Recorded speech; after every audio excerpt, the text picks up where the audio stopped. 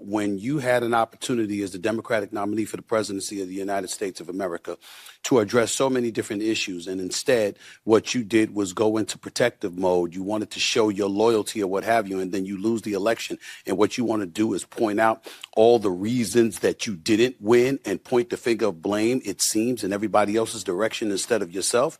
I don't think that she's going to have any support from the Democratic Party. I can tell you that much. And then you have to take into consideration the level of support that she had coming in. This is an individual that was, that was used to bypass what some would say the democratic process is. There was no primary. Yes, Joe Biden was awful during that debate, that June 27th. Yes, he ultimately stepped away in July.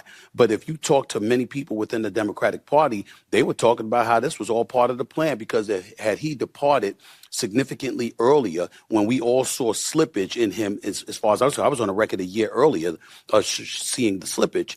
Had he departed, there would have been a Democratic primary. She would have had to compete to be the Democratic nominee. And there were people who did not want her to do that because clearly they didn't believe, whether it was Gavin Newsom, whether it was Barack Obama or somebody else. And it seems like she knew it.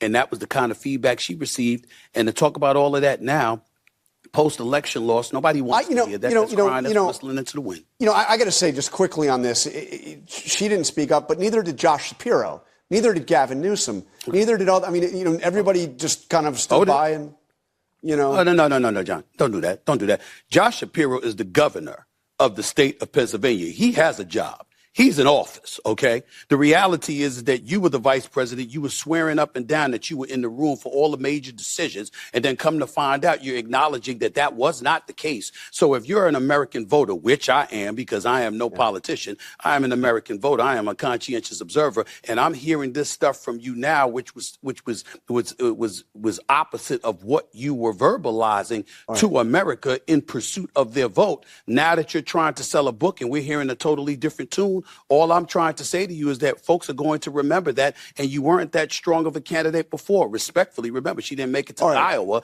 in 2020, okay? And then in 2024, you lost every swing state. You lost a popular vote for the first time since 2004. Nobody wants to hear it now. I believe her political career is over.